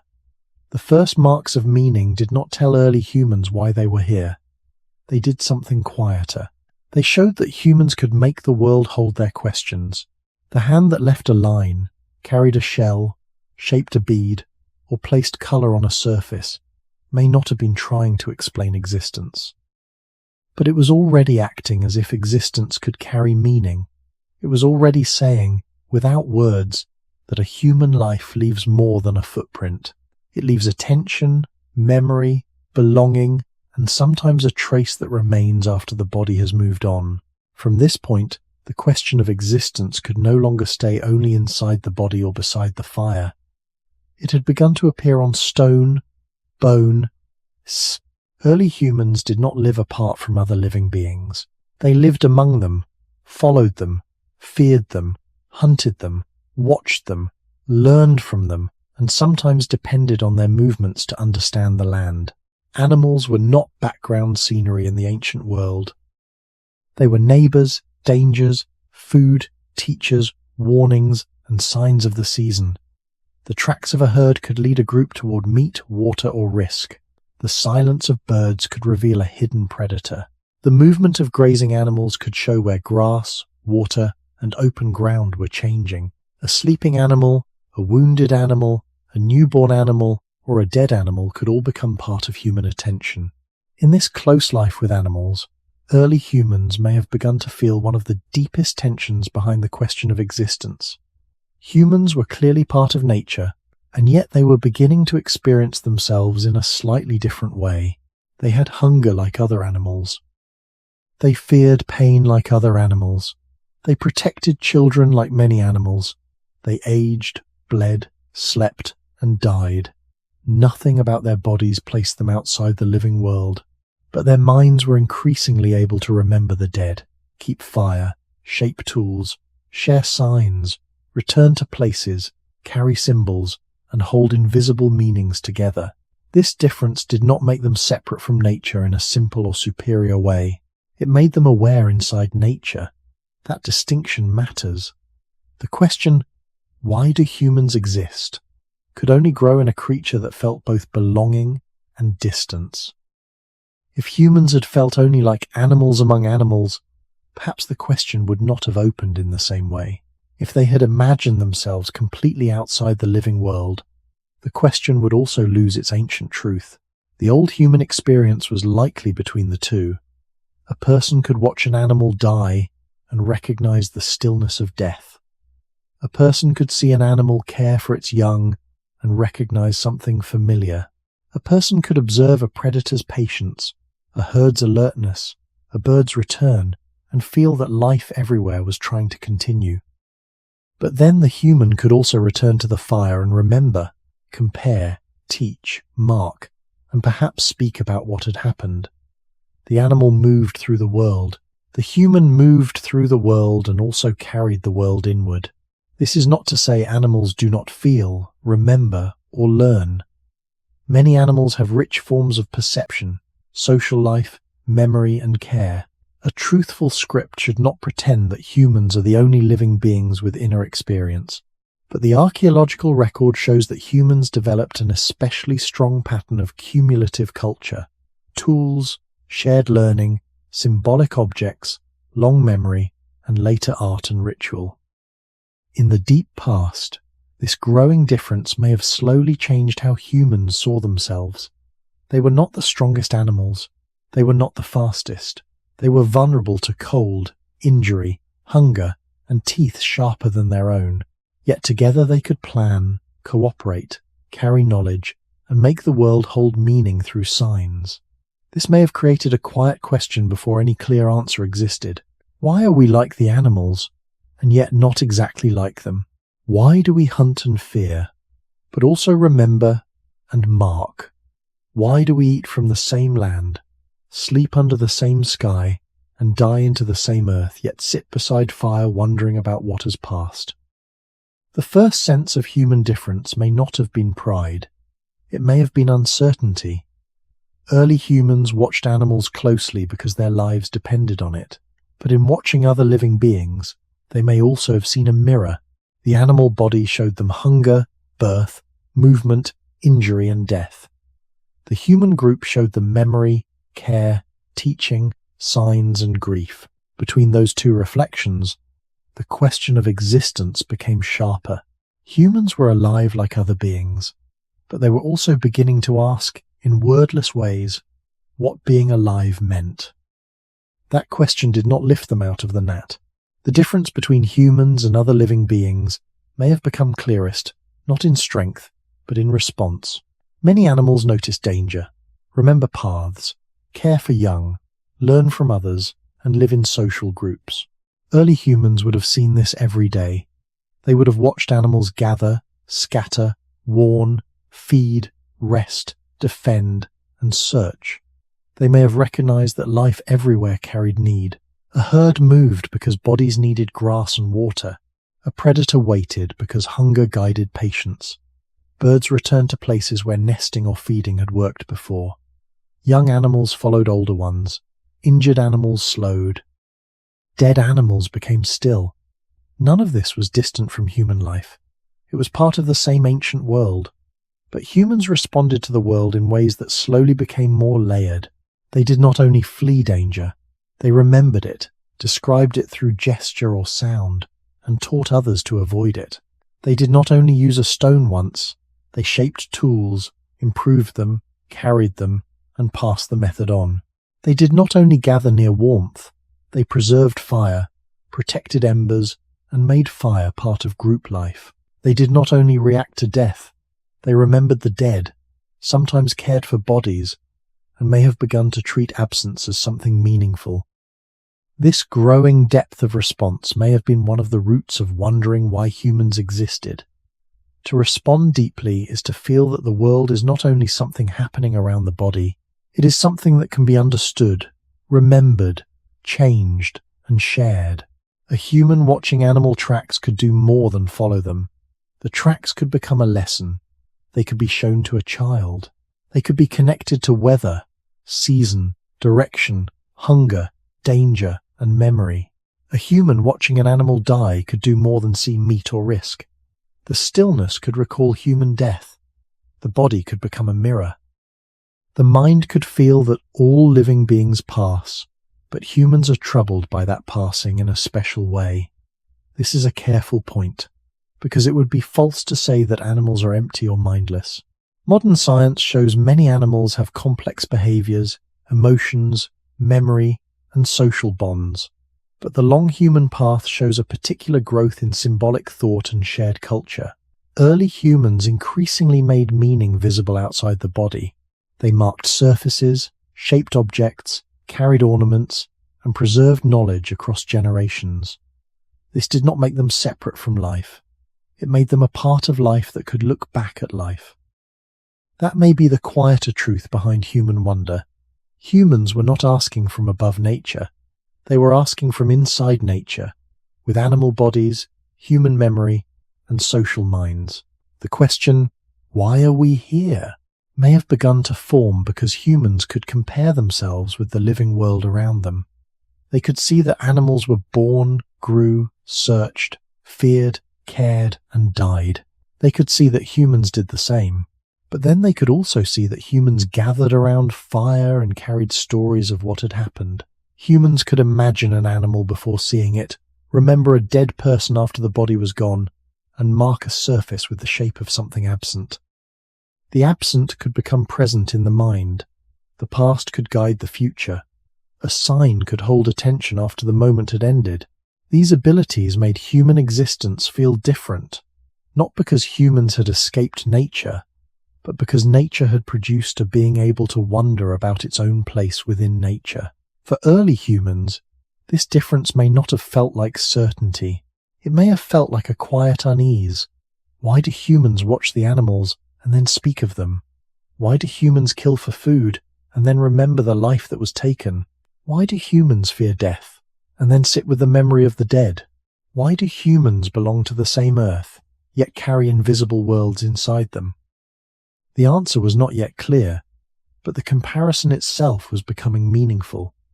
By watching animals, early humans the question of human difference may have become stronger because early humans were never completely safe from the animals they watched. They could learn from animals, but they could also be killed by them. They could follow tracks for food, but the same land held predators. They could read the movement of herds, but they could also become the watched ones. This kept human awareness grounded. Wonder did not grow in a world where humans ruled everything around them. It grew in a world where humans were vulnerable. They had bodies that could be wounded, children who needed long protection, elders who slowed with age, and tools that helped but did not make them invincible. This vulnerability may have made the question of existence more honest. Humans could not easily imagine themselves as separate masters of life. They were part of the same breathing world as the animals, sharing water, cold, hunger, fear, birth, and death. And yet, in that vulnerable position, they were building a different kind of strength. The strength of the group, the strength of memory, the strength of watching carefully, the strength of teaching, the strength of making signs. An animal might be stronger in body, faster in movement, sharper in tooth or claw, but humans could gather knowledge from many minds and keep it alive across time. That slow accumulation may have changed how they felt about being human. A single human was fragile. A human group could remember. A single life ended. Shared knowledge could continue. A person could die, but a method of making a tool, tending fire, reading tracks, or avoiding danger could remain in the hands of others. This continuity placed humans in a strange position. They were temporary like all living beings, but their ways of living could outlast them. This may have been another root of wondering why humans existed. If a life ends, but something learned from that life continues, then what is the life for? If a person disappears, but their gesture remains in the hands of a child, then what has truly vanished? These are not questions we should force into the mouths of ancient people as exact words, but the experiences behind them were part of early human life. Animals showed humans the shared facts of existence: need, movement, danger, care, and death. Human culture showed them that some parts of life could be carried forward. This tension between shared animal life and human continuity through culture may have made existence feel more layered. The first awareness of human difference may have been not, we are above the animals, but we are among them, and still something in us remembers beyond the moment. That is a much more careful and ancient thought. It avoids false pride. It keeps humans inside nature. It also explains why the question of existence could become so powerful. A human being is a body like other bodies, but also a carrier of memory, signs, and inherited ways. The group could look at animals and see life moving without asking to be explained. Then they could look at themselves and feel the burden of explanation beginning. Why do we make marks? Why do we keep the dead in memory? Why do we teach children what others taught us? Why do we look at the sky and feel small? Why do we dream of those who are gone? The answer did not appear, but the difference kept pressing. In Truk 7, the living world becomes a mirror. Animals did not give humans a theory of existence. They gave humans comparison. They showed that humans were not alone in hunger, fear, birth, care, and death. But they also made human symbolic life more visible by contrast. After watching the movement of animals, humans could return to the fire, tell, gesture, remember, shape, and mark. They could hold an absent animal in an image, a dead person in memory, a dangerous place in warning, a future season in expectation. That ability made the human mind a meeting place between nature and meaning. So, the question, why do humans exist, did not begin by leaving the animal world behind. It began by looking at the animal world and a question becomes different when it is no longer held by one mind alone. Until now, the path toward wondering why humans existed has moved through private and shared experiences. Hunger, care, death, sky, dreams, memory, marks, animals, and the quiet sense of human difference. But at some point, these experiences had to move between people more fully. They had to be remembered together. This is where shared stories begin to matter. A story, in the oldest sense, does not need writing. It does not even need the long, polished form that later people would recognize as myth or history. It can begin as a repeated memory, a gesture, a sound, a warning, a teaching, a remembered path, a description of an animal, or the careful telling of what happened to someone who is gone. Early humans likely shared information constantly because their survival depended on it. Where water had been found, where an animal had crossed, which plant had caused sickness, where a child had almost fallen, where a predator had waited, which season brought cold. These were practical stories first, but practical stories can slowly carry deeper meanings. When a group tells what happened, it is not only moving information, it is giving shape to experience. A frightening event becomes something remembered. A death becomes something spoken of. A child's birth becomes part of the group's memory. A place becomes more than ground because something happened there. This is important for the question, when did humans first begin to wonder why they existed?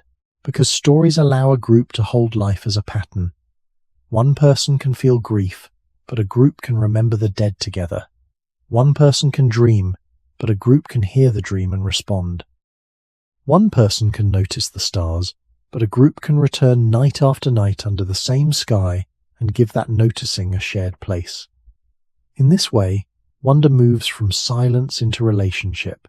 It becomes something that can be carried, repeated, softened, changed, and passed forward.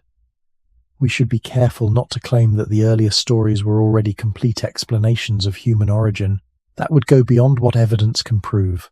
Spoken words leave almost no direct trace in deep prehistory. We do not know the first story told beside a fire, or the first time an elder explained a death, a storm, a dream, or a place. But we do know that humans are deeply social learners, and that language, gesture, memory, and imitation allowed knowledge to travel from one person to another. Once a group can share remembered experience, the world becomes thicker with meaning. The river is not only water, it is where someone found food, where someone was injured, where the group crossed in a hard season. The fire is not only heat, it is where children listened, where tools were repaired, where the absent were remembered. The sky is not only light and darkness, it is what returned above many births, many deaths, many journeys. A shared story can make these meanings live longer than one person's memory. It can give the group a sense that life has a before, a now, and an after. This may have been one of the oldest ways humans approached existence, not by asking one clear philosophical question, but by telling and retelling the events that made human life feel connected. A story can say, "This happened to us. This place matters to us. This person was one of us. This danger should be remembered. This child belongs to the group. This season will return. This animal must be respected, feared, followed, or understood." Through such telling, early humans could begin to see themselves as part of something larger than one day of survival. They were not only separate bodies moving through the land. They were members of a remembered group, living inside shared time. And shared time is one of the foundations of wondering why humans are here.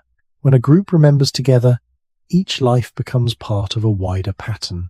The individual body remains temporary, but the story can continue. The voice that first told it may disappear, but the memory. A shared story can turn a place into a memory that belongs to many people. In the ancient world, this may have been one of the most important changes in human awareness. A hill was not only a hill if the group remembered that an elder had once found shelter there. A river bend was not only water if people remembered a dangerous crossing, a successful gathering, or the place where someone had died. A grove of trees was not only shade if it marked the season when certain fruits appeared or when animals moved through. Through repeated telling, the landscape became filled with human time. It carried events, warnings, grief, skill, and belonging. This did not require writing. It required memory shared through voice, gesture, movement, imitation, and return. A child could grow up hearing that a certain path should be avoided after heavy rain. A young hunter could learn that a certain open plain held both animals and danger. Someone could hear of a person long gone and then pass the place where that person once lived, worked, or died. The story made the unseen present. It allowed people to feel that they were walking through more than ground. They were walking through remembered life. This matters deeply for the question of existence, because humans may first have wondered why they were here by noticing that here was already full of meaning. A place used by the group over many seasons could become part of who they were, not in a modern national or written sense, but in a simpler, older sense. This is where we return, where we remember, where we learn, where our dead are known, where our children become older. A story links a person to a place, and a place to a group. From that link, existence begins to feel located. Human life is not floating without context. It happens somewhere, among certain people, under certain skies, near certain rivers, with certain memories. Early humans likely depended on such shared memory for survival, but survival and meaning were woven together. A warning story about a predator could save a life. A remembered story about water could guide a journey. A story about the death of a group member could teach caution, but it could also hold grief. A story about an elder's knowledge could keep that elder present after death. In this way, shared stories made human life last beyond the body. A person could disappear, but what happened to them could still guide the living. Their experience could become part of the group's map. This may have made the question, "Why are we here?" feel less like a lonely thought and more like a shared mystery. Why are we tied to these places? Why do we remember those who walked before us? Why does the land hold both danger and belonging? Why do children enter a world already full of stories they did not live through? These questions may not have been spoken in such form, but the structure was there.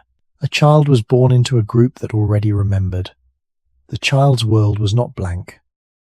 It had named or recognized places, repeated paths, known dangers, familiar seasons, and absent people who still lived in stories. That means each new life arrived inside shared memory.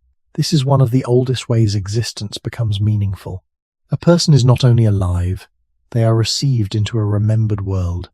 They are taught where to walk, what to fear, what to eat, who came before, and what should not be forgotten. We cannot know the exact content of the earliest stories, and we should not invent them as if we had heard them. But the human need to teach, warn, remember, and connect is ancient. It likely made the spoken or gestured world rich long before any written trace. Around a fire, during a journey, beside a body, near a marked place, or under the returning sky, early humans could share what one person alone could not hold forever. The group became a vessel for memory, and when memory becomes shared, existence becomes wider than the individual. The question of why humans are here begins to include not only why am I alive, but why are we together in this place? See, shared stories also changed the way humans could face what they did not understand. A single person might feel fear after a dream, grief after a death, or smallness under the stars, but a group could gather those feelings and give them a shape. Not a final explanation yet, and not necessarily a fixed belief, but a shape strong enough to be carried. When people remember together, they do more than repeat facts. They arrange experience. They decide, even silently, what should be kept, what should be warned about, what should be honoured, what should be feared, and what should be taught to the young. This may have been one of the oldest roots of the question of existence. A child born into an ancient group did not enter a silent world. The child entered a world already filled with gestures, warnings, remembered faces, repeated paths, animal signs, fire habits, seasonal knowledge, and stories about things that happened before the child could remember. In this way, every new human life began inside a memory older than itself. That is a powerful condition for wonder. If a person grows up hearing that certain places matter, certain animals must be watched, certain deaths must be remembered, certain stars or seasons return, and certain actions keep the group alive, then the world begins to feel meaningful before the person ever asks why. The question, why are we here, may have first been prepared by this shared sense that life was already surrounded by meaning. Humans may not have begun with an abstract search for purpose. They may have begun with belonging. They belong to a group, to a remembered landscape, to repeated seasons, to the dead who are still spoken of, and to the living who carried them. A shared story can hold all of that together. It can connect the child to the elder, the living to the dead, the present path to an older journey, the night sky to many nights before. It can make one life feel part of a longer human thread. This does not mean early humans had one simple origin story, or that all groups explained existence in the same way. The deep past was full of different environments, different groups, different languages or pre-linguistic forms, different dangers and different memories. Any claim that the first humans believed exactly this would be dishonest. But it is reasonable to say that shared stories made larger questions possible. Stories allowed humans to hold together things that would otherwise remain scattered. Birth, death, food, fire, animals, dreams, weather, places, and memory. Once these experiences could be connected, the mind could begin to sense patterns in human life. Why do children arrive helpless and need so much care? Why do elders carry knowledge and then disappear? Why do animals return with the seasons while dead people do not return in the same way? Why does the group keep moving, keep teaching, keep remembering, even though every individual life is temporary? Shared stories did not have to answer these questions directly. They could simply keep them alive. Around a fire, the telling of an old event may have done something quiet and important. It made the listeners feel that their lives belonged to a larger shape.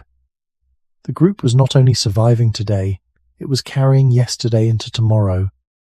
It was turning experience into memory, memory into teaching, and teaching into a way of being human. This is why Truk 8 closes at the edge of belief, but does not enter it fully yet. Stories are not the same as beliefs, though beliefs can grow from stories.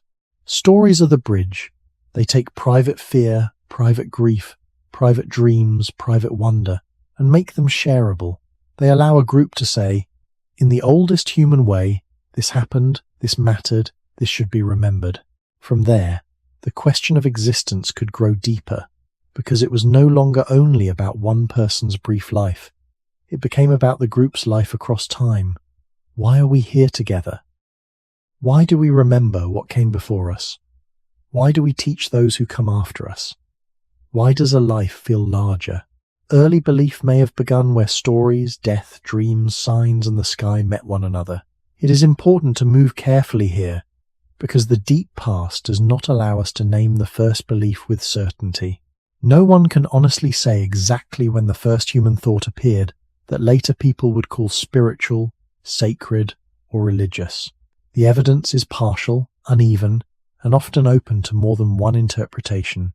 A burial can show care, but not a complete belief. Red ochre can show symbolic attention, but not one fixed meaning. A painted animal can show memory, skill, or importance, but not a full explanation of existence. Still, when we look at these traces together, a careful idea becomes possible. Early humans may have begun to turn wonder into belief when repeated experiences needed a shared shape. Death needed some kind of response. Dreams brought back the absent. The sky returned in patterns larger than human control. Animals seemed powerful, necessary, dangerous, and deeply connected to survival. Marks and stories allowed meanings to be carried between people. From these conditions, belief did not have to appear suddenly. It could grow slowly, like a path made by many feet crossing the same ground. At first, humans may only have felt that some events were not ordinary. A death could feel different from a broken tool. A dream of the dead could feel different from random thought. A place where many memories gathered could feel different from empty land. A season of return could feel different from simple weather. These differences may have encouraged humans to treat certain moments, places, bodies, animals, or signs with special attention. That special attention is not yet a complete religion, but it is a beginning of belief, because it suggests that the world may hold meanings not visible at first glance. The question, why do humans exist? I could grow inside this movement. Once humans felt that life was surrounded by unseen relationships, existence became more than survival. A person was not only born, fed, aged, and buried. A person belonged to the living, to the dead remembered by the group, to the land that held old stories, to the animals that gave danger and food, to the sky that returned above every generation. Early belief may have been an attempt to hold these relationships together, not as a finished answer, but as a way of living with what could not be fully explained. When a group treated the dead with care, they may have been responding to more than the body. When they used color or objects near a body, they may have been marking the importance of a life. When they repeated stories of animals, places, or ancestors, they may have been giving shape to their place in the world. We cannot say all groups did this in the same way. We cannot say every object had a spiritual purpose. But we can say that belief becomes possible when humans begin to act as if visible life is connected to invisible meaning. This is the careful center of Truk 9. Wonder becomes early belief not when humans find proof of an answer, but when they begin to live around the mystery in shared ways. A ritual, in its earliest simple form, may have been a repeated action that gave order to fear, grief, gratitude, or uncertainty, covering the dead, returning to a meaningful place, using a color again, gathering around fire to remember, marking an animal, or repeating a story, could all become ways of saying, this matters, and we must not pass by it as if it were nothing. Such actions may have helped the group remain steady before things no human could control. Death could not be undone, but it could be faced together. The sky could not be commanded, but its return could be watched and remembered. Dreams could not be held in the hand, but they could be told. The animal world could not be fully controlled, but it could be respected, feared, and understood through story and sign. In this way, early belief may have been less about certainty than relationship. Humans were not simply explaining the world, they were finding ways to. Early belief may also have grown from the need to make uncertainty bearable. Ancient humans lived close to forces they could observe but not fully control. Weather could change the movement of animals. Illness could weaken a strong adult without clear warning. A child could survive one hard season and not another. Fire could protect, but also fail. Food could appear in one place and disappear in the next. A familiar path could become dangerous after rain, drought, snow, or the presence of predators. In such a world, survival required skill, but skill did not remove uncertainty. Humans could watch, remember, plan, and cooperate, yet many outcomes remained beyond their command. This gap between knowledge and control may have been one of the places where belief began to form. The mind does not like a world that feels completely without pattern. It searches for connection. It asks whether signs matter. It remembers what happened before. It links a season, an animal, a dream, a death, a place, or a color with what followed. Sometimes those links would be practical and accurate. Clouds could warn of weather, tracks could reveal animals, plant growth could signal seasonal change. But other links may have moved into the realm of meaning. A dream before a death, a repeated animal sighting, a strange mark in the sky, a successful hunt after a certain action, a feeling near a burial place. These could all become part of the group's attempt to understand uncertainty. We must be honest here. Not every pattern humans feel is truly caused by what came before. The human mind is powerful because it connects things, but it can also connect things too strongly. This is not a weakness unique to ancient people. It is part of human cognition. In the deep past, the search for pattern may have helped people survive, but it may also have helped them build meanings around events that could not be fully explained. That does not make early belief foolish.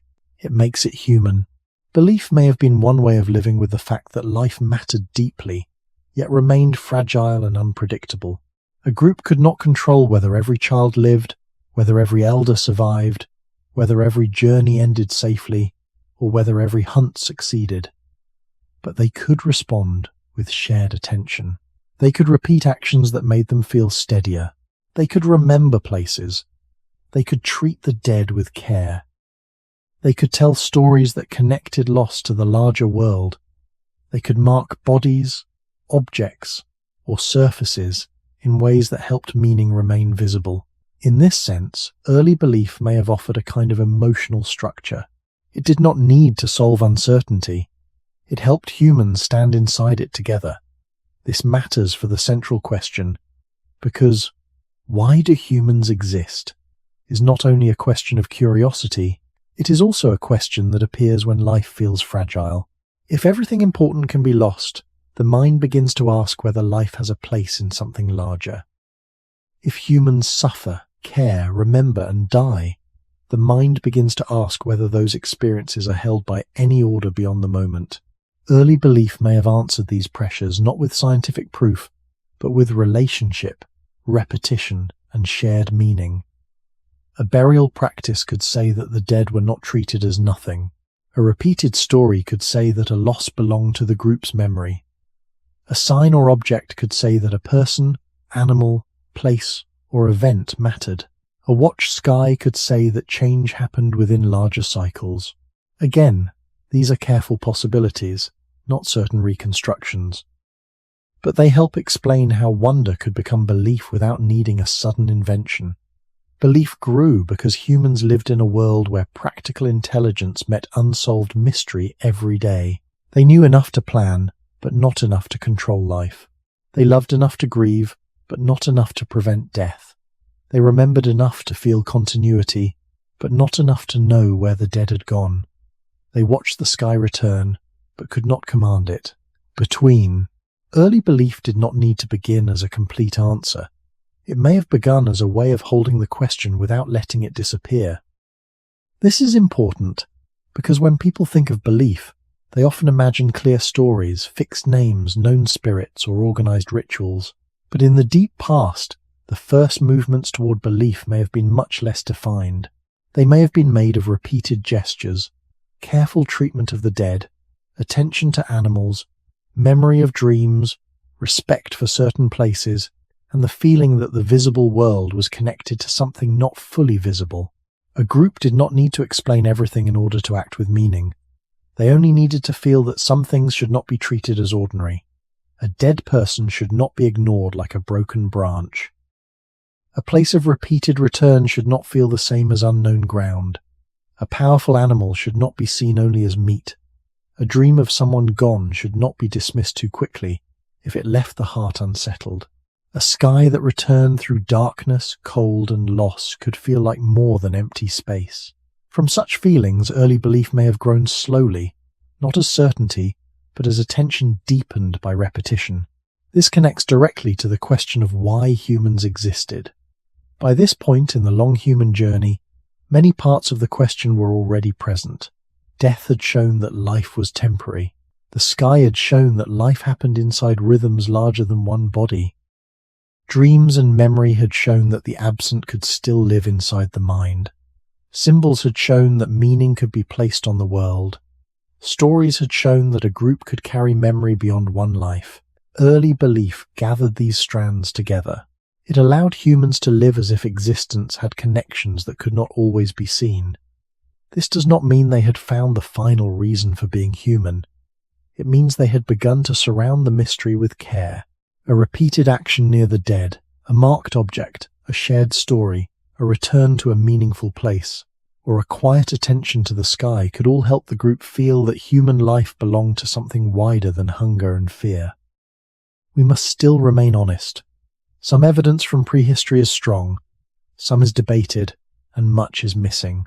It would be wrong to claim that all early humans believed the same thing, or that the first beliefs can be reconstructed in detail. The deep past is not a single voice. It is many groups, many landscapes, many losses, many memories, and many ways of living that left only fragments behind. But the fragments are enough to suggest a direction. Humans were not only making tools, they were making meaning. They were not only adapting to the land, they were placing themselves within a remembered, symbolized, and storied world. That world gave the question of existence a larger home. Instead of asking only, how do we survive today, the human mind could begin to feel another question underneath. What are we? That we remember the dead, dream of the absent, mark the world, teach the young, and look upward into patterns we did not make. Early belief may have been the first shared shelter for that question. It did not remove fear. It did not stop death. It did not explain the stars with certainty, but it gave humans a way to stand together before the unknown. It allowed grief to become care, uncertainty to become ritual, memory to become story, and wonder to become something the group could carry. Truk 9 closes here, at the edge of the final movement. Humans had not solved why they existed. They had only learned to live with the question in forms that could be shared. Signs, stories, gestures, places, and repeated acts of meaning. The question was no longer just a silence inside one mind. It had become part of human life itself, moving from body to body, from fire to fire, from one generation to the next. By the time humans could hold death in memory, watch the sky return, dream of the absent, mark the world with signs, and share stories around fire, the question of existence had become part of being human, even if it still had no clear answer. It may not have sounded like a sentence. It may not have been spoken as, "Why are we here?" in the exact way we ask it now. But the feeling behind the question had gathered slowly across many generations. A child was born into a group already carrying memories. An elder disappeared, but their knowledge remained in younger hands. A body died, but a person stayed present in grief, story, and remembered gesture. The moon returned after darkness, but the dead did not return in the same way. A dream could bring back someone who was gone, while morning returned the dreamer to the same cold ground. A mark on stone, bone, skin, or object could outlast the moment of its making. These experiences did not prove a purpose for human life. They did something quieter.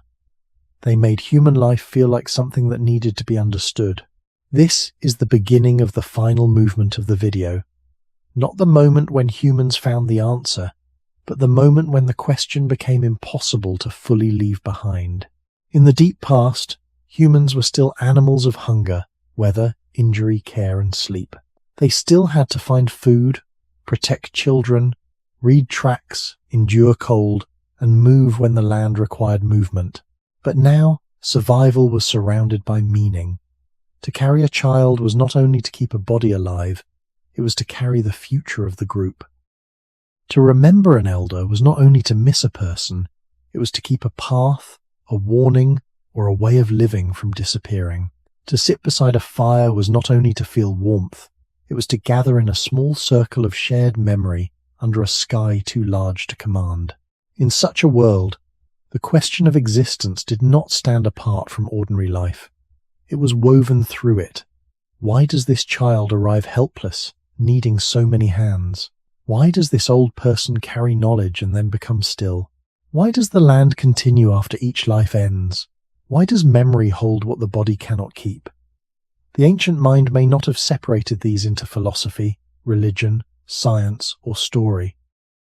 Those divisions came much later. For early humans, life was one whole experience. Body, land, group, fire, animal, dream, death, sky, and memory. The question of why humans existed likely grew inside that whole experience, not outside it. This is why we should be careful with certainty. There was probably no single first human who suddenly invented the question. There was no one evening, no one cave, no one fire, no one burial, no one mark that can be named as the beginning of existential wonder. The evidence does not allow that. The more truthful answer is slower and more human. The question likely emerged as many capacities came together: long memory, emotional bonds, awareness of death, attention to natural cycles, symbolic behavior, shared learning, and the ability to imagine what is absent. When these things met, humans became able to feel their lives as temporary, connected, remembered, and meaningful. They could feel themselves as living beings within a larger world, but also as minds able to ask about that world. That may be the real turning point. Humans first began to wonder why they existed when they no longer experienced life only as immediate survival. They began to experience life as something placed in time, born from those before, carried by those living now, and passed toward those not yet grown. Still, this was not a final answer. It was an awakening of the question itself, and perhaps that is why the question has lasted so long. It was not built from one belief that could fade. It was built from the basic human condition: to live briefly, to love deeply, to remember what is gone, and to look out at a world that continues beyond us. The question of existence may have lasted because it was never only a question of thought. It was a question of living. Early humans did not approach it from a quiet distance, as if life was something they could examine from outside. They approached it while hungry, tired, grieving, learning, caring, moving, and remembering. This is why the question could never be simple. It rose from the same life it was trying to understand. A person could ask, silently or through shared feeling, why humans were here, but that person still had to gather food, warm a child, watch the dark, and follow the group at dawn. The question did not remove survival. It deepened survival.